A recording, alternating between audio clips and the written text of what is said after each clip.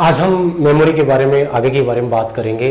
कल मैंने आपको मेमोरी के बारे में बताया था कि मेमोरी के टाइप्स कौन कौन से होते हैं, जिसमें मैंने आपको दो कैटेगरी बताई थी, जिसमें एक तो थी प्राइमरी मेमोरी और दूसरी थी सेकेंडरी मेमोरी थी। प्राइमरी मेमोरी के बारे में मैंने आपको बता दिया था कि प्राइमरी मेमोरी में आपकी रैम आती है और रोम आती है। रैम के बारे में मैंने बता दिया था, रोम के बारे में बातें चल रही थी। रोम के बारे में मैंने बताया था कि रोम रीड ओनली मेमोरी होती है और रोम के टाइप्स मैंने बता दिए थे। जिसमें टाइप्स की बात की जाए, इसमें टाइप्स में मैंने एक तो था आपका पी रोम था, एक था आपका ईपी रोम और एक था डबल ईपी।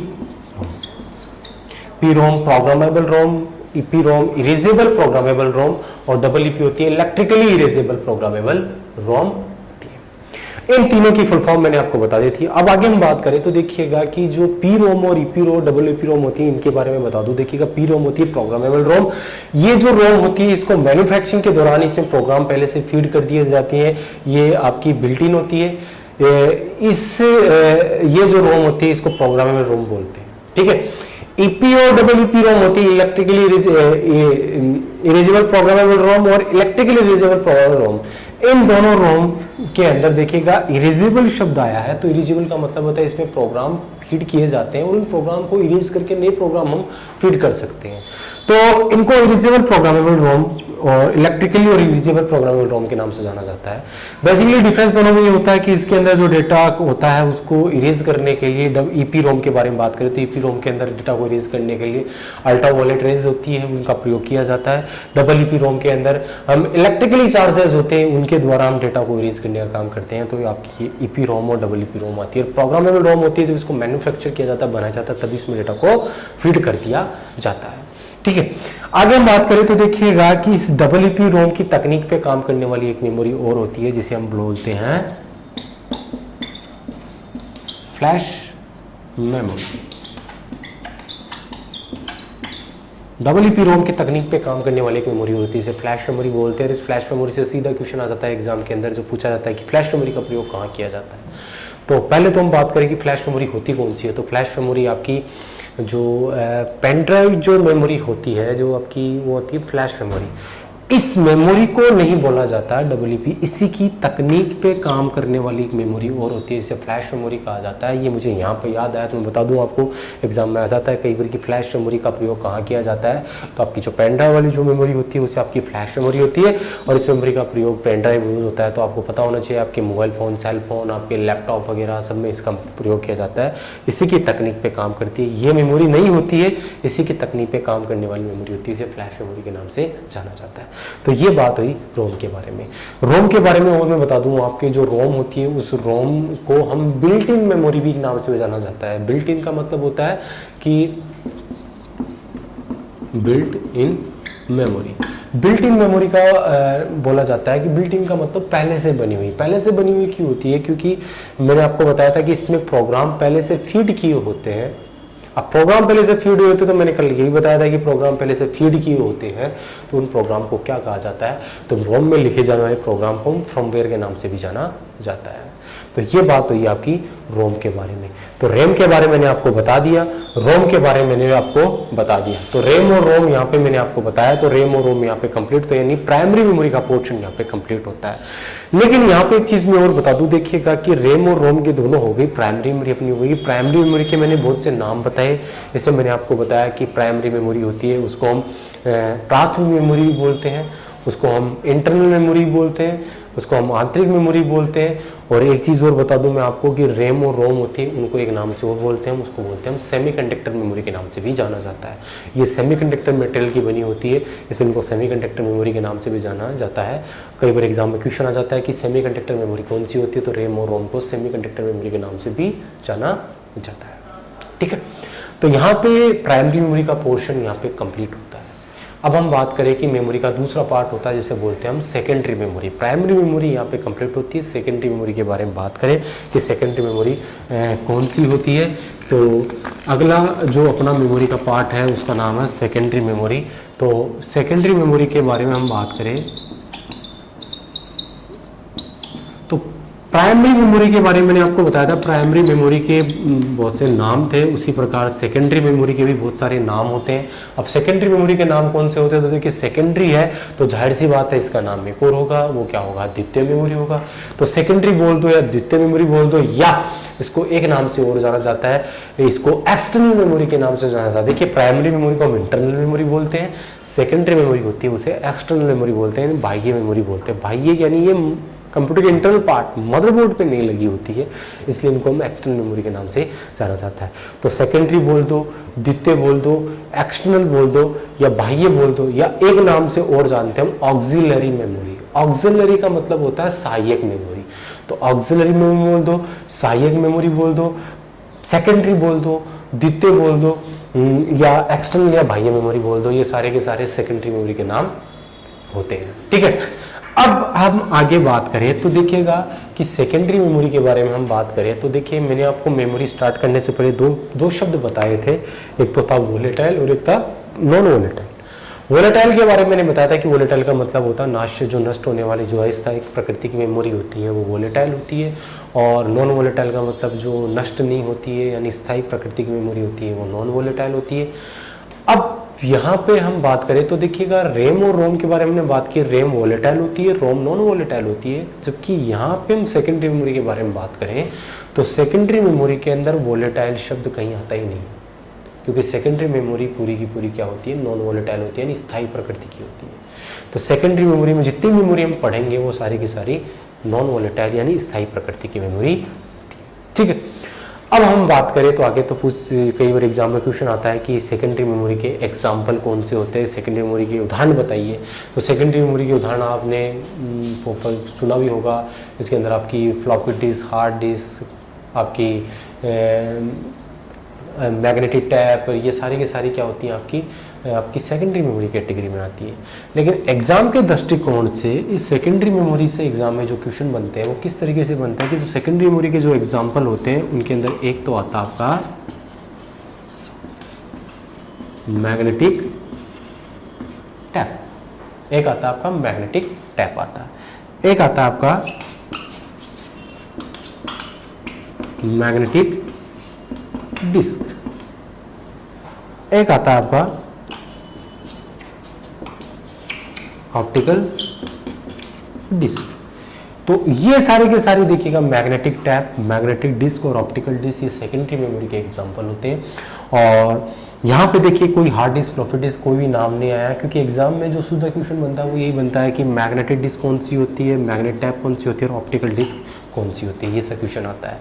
तो इनके बारे में हम बात करें तो सबसे पहले हम बात करें कि मैग्नेटिक टैप कौन सी होती है। तो मैग्नेटिक टैप के बारे में बात करें तो मैग्नेटिक टैप आपकी आपने देखा होगा कि जो मैग्नेटिक टैप होती है उस मैग्नेटिक टैप के बारे में बात करें तो आपकी ये जो ऑडियो जो कैसेट्स आती थी, उन ऑडियो कैसेट्स होती थी, उन ऑडियो कैसेट्स को मैग्नेटिक टैप के नाम से जाना जाता था। मैग्नेटिक डिस्क के बारे में बात करें तो मैग्नेटिक डिस्क के अंदर देखिएगा कौन सी आती है। तो मैग्नेटिक डिस्क में जो चुंबकीय डिस्क लगी होती है, चुंबकीय डिस्क के अंदर कौन सी आती है, एक तो आती है आपकी HDD और एक आती है FDD। HDD मतलब होता है हार्ड डिस्क ड्राइव और FDD मतलब होता है फ्लॉपी डिस्क ड्राइव होता है। ठीक है, उसी प्रकार ऑप्टिकल डिस्क की बात करें तो ऑप्टिकल में जो प्रकाश लाइट वाली टेक्नोलॉजी पे काम करने वाली मेमोरी होती है वो ऑप्टिकल डिस्क होती है। और ऑप्टिकल डिस्क के अंदर आपकी आती है, एक तो आती है आपकी CD, एक आती है DVD, एक आती है BD, एक आती है HVD।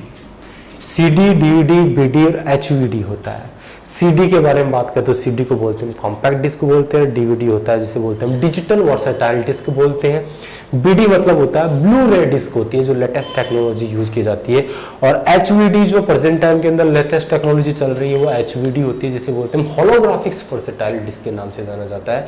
तो ये बेसिकली ये इनके बारे में एग्जाम में क्वेश्चन आता है। एग्जाम में ऐसा भी क्वेश्चन पूछ लिया जाता है कि ऑप्टिकल डिस्क का उदाहरण बताइए, ऑप्टिकल डिस्क कौन सी होती है। तो ऑप्टिकल डिस्क का उदाहरण होता है CD, DVD, BD और HVD। और मैग्नेटिक डिस्क का उदाहरण पूछे तो मैग्नेटिक डिस्क में आते हैं एक तो HDD आती है, एक आती है FDD आती है। इस प्रकार से एग्जाम में क्वेश्चन पूछ लिए जाते हैं। तो ये सारे के सारे आपके सेकेंडरी स्टोरेज डिवाइस होते हैं, उनके एग्जाम्पल होते हैं। ठीक है, अब हम आगे बात करें तो देखिए जो सेकेंडरी मेमोरी होती है, उस सेकेंडरी मेमोरी के अंदर हमने मैग्नेट टैप, मैग्नेट डिस्क और ऑप्टिकल डिस्क के बारे में बात की। अब इनके बारे में थोड़ा मैं और बता देता हूँ कि देखिए मैग्नेटिक टैप होती है, उस मैग्नेटिक टैप से देखिए कई बार एग्जाम में क्वेश्चन पूछ लिया जाता है कि मैग्नेटिक टैप, मैंने आपको बताया था कि आपकी जो ऑडियो कैसेट्स आती है वो मैग्नेटिक टैप होती है, ठीक है। अब इस सेकेंडरी मेमोरी होती है, इस मैग्नेट टैप के बारे में आपको बताऊंगा, लेकिन उससे पहले एक चीज मैं और बता दूंगा आपको कि सेकेंडरी मेमोरी होती है, उस सेकेंडरी मेमोरी को एक कैटेगरी में और बांटा जाता है। वो कैटेगरी क्या होती है? वो कैटेगरी होती है कि डेटा को एक्सेस करने की कैटेगरी होती है, यानी डेटा को प्राप्त करने की, डेटा को किस तरीके से प्राप्त किया जाता है, उस बेसिस पे इस सेकेंडरी मेमोरी को दो कैटेगरी में, दो भागों में बांटा जाता है। इसमें एक तो होता है आपका सीक्वेंशियल एक्सेस और एक होता है डायरेक्ट एक्सेस। एक होता है सीक्वेंशियल एक्सेस और एक होता है डायरेक्ट एक्सेस। सीक्वेंशियल एक्सेस और डायरेक्ट एक्सेस एग्जाम में सीधा क्वेश्चन आता है, सीक्वेंशियल एक्सेस का एग्जाम्पल क्या होता है, डायरेक्ट एक्सेस का एग्जाम्पल क्या होता है। एग्जाम्पल हम बात करेंगे, लेकिन उससे पहले बता दूं सीक्वेंशियल एक्सेस का मतलब होता है, सीक्वेंशियल का मतलब होता है क्रम बाई, क्रम के अनुसार उसको, एक्सेस का मतलब पहुंचना होता है, क्रम के अनुसार उस डेटा को प्राप्त करना है, उस डेटा तक पहुंचना सीक्वेंशियल एक्सेस होता है। डायरेक्ट एक्सेस का मतलब उस डेटा को कोई क्रम नहीं, डायरेक्टली हम उससे पहुंच सकते हैं। जैसे कि एक क्रम है, जैसे ये क्रम, अब मुझे 4 नंबर पे पहुंचना है, तो 4 नंबर पे पहुंचने का तरीका सीक्वेंशियल एक्सेस की बात की तो उसमें तो एक ही तरीका होता है, आप 1 पे जाइए, 2 पे जाइए, 3 पे जाइए, फिर 4 पे जाइए। आप डायरेक्टली 4 पे आप एक्सेस उस डेटा पे नहीं पहुंच सकते। तो इस तरीके से जिस क्रम में डेटा को प्राप्त किया जाता है वो होता है आपका सीक्वेंशियल एक्सेस। और डायरेक्ट एक्सेस की बात की जाए तो डायरेक्ट एक्सेस में क्या होता है कि कोई क्रम को फॉलो करने की आवश्यकता नहीं होती, डायरेक्टली उस डेटा पे हम पहुंच सकते हैं। 3 पे जाना हो तो हम डायरेक्टली 3 पे जा सकते हैं, 2 पे जाना हो तो डायरेक्टली हम 2 पे जा सकते हैं। तो इस प्रकार से हम सीक्वेंशियल और डायरेक्ट एक्सेस को कैटेगराइज कर सकते हैं। इनके बारे में मैंने दोनों के बारे में बताया, लेकिन एग्जाम में क्वेश्चन आता है कि सीक्वेंशियल एक्सेस का एग्जाम्पल क्या होता है। तो सीक्वेंशियल एक्सेस का एग्जाम्पल होता है आपका मैग्नेटिक टैप। मैग्नेट टैप मैंने बताया जो ऑडियो कैसेट्स होती है वो मैग्नेटिक टैप होती है। जो आपके विशाल जो कैसेट्स आती है, जो ग्रामोफोन होता है, उनकी जो आपकी जो कैसेट्स होती है, जो पहले पुरानी जो मूवी वगैरह में जो कैसेट्स होती है वो आपकी यूज करते, बड़ी बड़ी कैसेट्स होती थी, वो आपकी मैग्नेटिक टैप आती थी, वो आपकी सीक्वेंशियल एक्सेस होती है। ऑडियो कैसेट्स के अंदर आपको कोई भी गाना सुनना होता तो एक क्रम को फॉलो करना होता है, आपको 4 नंबर हो या 5 नंबर हो तो आपको फॉरवर्ड या रिवर्स करना पड़ता है। तो ये जिस क्रम में लिखे होते हैं उन्हीं क्रम में ही इनको प्राप्त किया जाता है, वो सीक्वेंशियल एक्सेस होता है। और सीक्वेंशियल एक्सेस का एग्जांपल होता है मैग्नेटिक टैप। डायरेक्ट एक्सेस के अंदर यानी उसमें कोई भी क्रम को फॉलो नहीं किया जाता है, हम डायरेक्टली उस डेटा पे पहुंच सकते हैं, डेटा को प्राप्त कर सकते हैं। और डायरेक्ट एक्सेस के अंदर एग्जाम्पल आते हैं आपके मैग्नेटिक डिस्क और ऑप्टिकल डिस्क। मैग्नेटिक डिस्क के अंदर आपका आता है HDD और FDD, फ्लॉपी डिस्क ड्राइव और हार्ड डिस्क ड्राइव। और ऑप्टिकल डिस्क में आता है आपका CD, DVD, PD और HVD। ये आपकी होती है ऑप्टिकल डिवाइस होती है, डायरेक्ट एक्सेस की कैटेगरी में आती है, ठीक है। अब हम आगे बात करें तो देखिए ये जो मैग्नेटिक टैप होती है, मैग्नेटिक डिस्क होती है और ऑप्टिकल डिस्क होती है, इनके बारे में थोड़ा सा और हम बात कर लेते हैं क्योंकि यहाँ से एग्जाम में और कई तरीके के क्वेश्चन पूछे जाते हैं, उनके बारे में हम बात करते हैं। तो मैग्नेटिक टैप के बारे में बात करें तो टैप के बारे में मैंने आपको बताया, जो ऑडियो कैसेट्स आती थी वो आपकी जो विशाल वाली जो कैसेट्स आती थी वो आपकी मैग्नेटिक टैप थी, एक सीक्वेंशियल एक्सेस डिवाइस होती है। इससे हम आगे बात करें तो इससे और कई तरीके से क्वेश्चन पूछ जाता है। जो मैग्नेटिक टैप होती है वो टैप आपका एक प्लास्टिक एक रिबन होता है, एक फीता होता है जिसके ऊपर आपका डेटा को रिकॉर्ड किया जाता है। वो जो आपका मैग्नेटिक टैप होती है उसको मैग्नेटिक टैप बोलते हैं। उस टैप जो उसकी रील होती है, उस रील की जो चौड़ाई होती है वो आधा इंच के समथिंग उसकी होती है, लंबाई उसकी 2400 से लेकर 3600 फीट तक की उसकी लंबाई होती है। उसके ऊपर एक ब्लैक केमिकल का लेप किया जाता है जिसको हम आयरन ऑक्साइड को बोलते हैं, आयरन ऑक्साइड का लेप लगाया जाता है, उसके ऊपर आपका डेटा को रिकॉर्ड किया जाता है। इस मैग्नेटिक टैप के बारे में और भी कई तरीके से क्वेश्चन पूछे जाते हैं कि मैग्नेटिक टैप होती है, उस मैग्नेटिक टैप के अंदर आपका जो डेटा होते हैं, देखिएगा यहाँ पे एक ट्रैक और सेक्टर होती है। वैसे ट्रैक और सेक्टर के बारे में आगे बात करेंगे, हार्ड डिस्क में बात करेंगे, लेकिन यहाँ पे जो मैग्नेट टैप होती है उस मैग्नेट टैप में जो ट्रैक होते हैं वो लगभग 7 ट्रैक और 9 ट्रैक की 2 तरीके की मैग्नेट टैप आती है, उनमें होते हैं। तो 7 ट्रैक और 9 ट्रैक वाले जो आपकी मैग्नेट टैप आती है वो इसके अंदर यूज किए जाते हैं। तो मैग्नेट टैप्स होती है वो एक सीक्वेंशियल एक्सेस डिवाइस होती है जो एग्जाम में सीधा क्वेश्चन आता है। उसके बाद में डायरेक्ट एक्सेस की बात करें तो डायरेक्ट एक्सेस में आता है एक तो HVDD आता है और एक आता है FDD आता है। HDD होता है, इसे हम बोलते हैं HDD से हार्ड डिस्क ड्राइव के नाम से जाना जाता है, HDD के नाम से जाना जाता है। HDD से देखिए कई तरीके से क्वेश्चंस बनते हैं। वो क्वेश्चंस क्या बनते हैं कि जो हार्ड डिस्क ड्राइव होती है, उस हार्ड डिस्क ड्राइव के अंदर डेटा होते हैं वो कहाँ स्टोर किए जाते हैं। तो हार्ड डिस्क ड्राइव होती है, उस हार्ड डिस्क ड्राइव के अंदर जो डेटा होते हैं वो डेटा आपके ट्रैक और सेक्टर्स होते हैं। वैसे एक्चुअल में सेक्टर्स में होते हैं, वहाँ पे डेटा स्टोर किए जाते हैं। अब इस ट्रैक और सेक्टर के बारे में आपको मैं बता दूं कि देखिएगा जो हार्ड डिस्क होती है, उस हार्ड डिस्क की जो बनावट होती है, अंदर की बनावट होती है, वो अंदर की बनावट किस तरीके से यूज की जाती है कि जो हार्ड डिस्क होती है, उस हार्ड डिस्क के अंदर जो आपकी एक इस तरीके से आपकी एक प्लेट होती है। जब इसको हम खोलते हैं तो खोलने के बाद में आपको इस तरीके से आपको दिखाई देता है, जिसके अंदर एक स्पाइनल एक दूरी होती है, जिसके ऊपर आपकी बहुत सारी इस प्रकार से आपकी इसे प्लेटर्स के नाम से जाना जाता है। प्लेटर्स होती है गोल गोल गोल गोल, ये आपकी एक स्पाइनल एक धुरी होती है। इस धुरी के ऊपर सारी प्लेटर्स टिकी होती है, जैसे आपका एक CD बॉक्स होता है, उस CD बॉक्स के ऊपर सारी CD एक एक ऊपर रखी होती है। इस प्रकार से एक स्पाइनल होती है, एक धुरी होती है, उस पर सारी प्लेटें लगी होती है।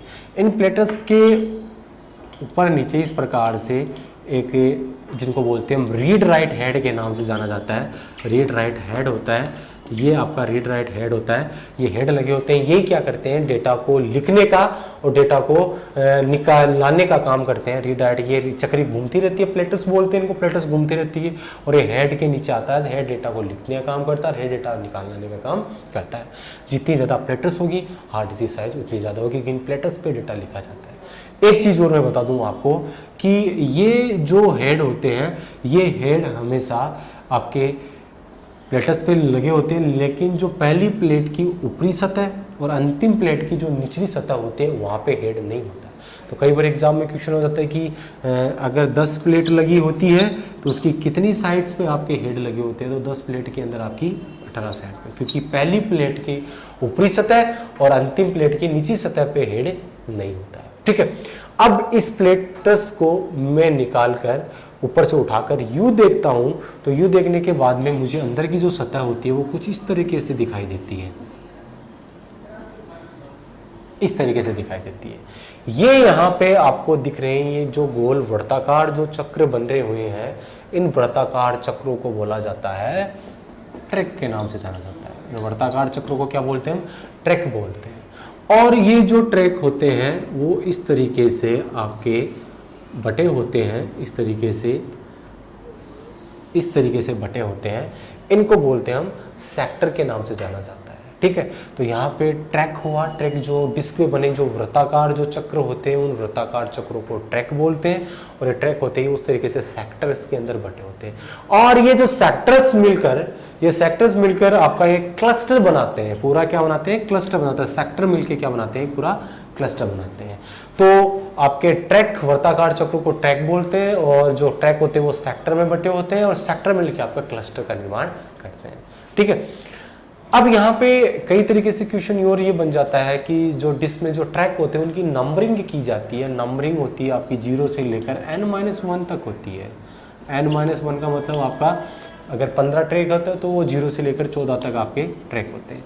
अब 0 से आपके जो ट्रैक होते हैं वो ट्रैक नंबरिंग दी जाती है। वो नंबरिंग कई बार एग्जाम में क्वेश्चन पूछा जाता है कि ट्रैक 0 होता है वो कौन सी साइड में होता है। तो ट्रैक 0 होता है वो हमेशा, ये ट्रैक नंबरिंग होती है बाहर से अंदर की ओर स्टार्ट होते हैं, यानी ट्रैक 0 होता है वो बाहर से अंदर की तरफ से बढ़ता है। तो ट्रैक 0 बाहर की तरफ होता है। दूसरा यहाँ से क्वेश्चन ये बनता है कि जो डेटा होता है वो ट्रैक और सेक्टर में होता है, सेक्टर में होते हैं। तो कई बार होता है कि एक सेक्टर के अंदर कितने डेटा आते हैं, तो एक सेक्टर में हम 512 बाइट डेटा स्टोर कर सकते हैं। ये एग्जाम में क्वेश्चन पूछा जा चुका है कि सीधा क्वेश्चन आता है कि एक सेक्टर में हम कितना डेटा को स्टोर कर सकते हैं, तो एक सेक्टर में हम 512 बाइट डेटा को स्टोर कर सकते हैं। तो ये हार्ड डिस्क के बारे में मैंने आपको बताया कि हार्ड डिस्क की जो अंदर की बनावट होती है उसमें ट्रैक और सेक्टर्स होते हैं। ट्रैक और सेक्टर होते हैं, उसमें क्लस्टर होता है, जो क्लस्टर जो सेक्टर्स मिलकर एक क्लस्टर का निर्माण करते हैं। ठीक है, उसके बाद में आगे बात करें तो एक शब्द और होता है, एक सिलेंडर। सिलेंडर एक शब्द होता है कि एग्जाम में क्वेश्चन आ जाता है कि सिलेंडर क्या होता है। तो देखिए सिलेंडर एक्चुअल परिभाषा क्या होती है सिलेंडर की, कि एक जैसे मेल खाते ट्रैकों का समूह सिलेंडर कहलाता है। एक जैसे मेल खाते ट्रैकों का समूह कैसे, कि जैसे आपका कि पहले प्लेट होती है, उस पहले प्लेट का पहला ट्रैक, दूसरी प्लेट का पहला ट्रैक, तीसरी प्लेट का पहला ट्रैक मिलके एक सिलेंडर बनाते हैं। दूसरी प्लेट का पहली प्लेट का दूसरा ट्रैक, दूसरी प्लेट का दूसरा ट्रैक, तीसरी प्लेट का तीसरा प्लेट, वो क्या होता है, एक सिलेंडर बनाते हैं। यानी एक जैसे मेल खाते ट्रैक का जो समूह होता है वो क्या कहलाता है, सिलेंडर कहलाता है। तो ये मैंने आपको बताया इस हार्ड डिस्क के बारे में। तो हार्ड डिस्क के बारे में जो इंपॉर्टेंट क्वेश्चंस थे वो मैंने आपको बताया। हार्ड डिस्क क्या होती है, एक डायरेक्ट एक्सेस डिवाइस होती है। हार्ड डिस्क के अंदर डेटा कहाँ स्टोर किए जाते हैं, हार्ड डिस्क के अंदर ट्रैक और सेक्टर क्या होते हैं, और हार्ड डिस्क के अंदर आपके जो बाइट्स की संख्या है, एक सेक्टर में कितने डेटा स्टोर होते हैं, वो 512 बाइट डेटा स्टोर होते हैं। तो इनके बारे में मैंने आपको बताया। तो आज हम इसके बारे में इतनी बात करेंगे। मेमोरी के बारे में हम आगे की बातें अगले वीडियो में हम बात करेंगे। आज के लिए इतना ही। जय श्री राम।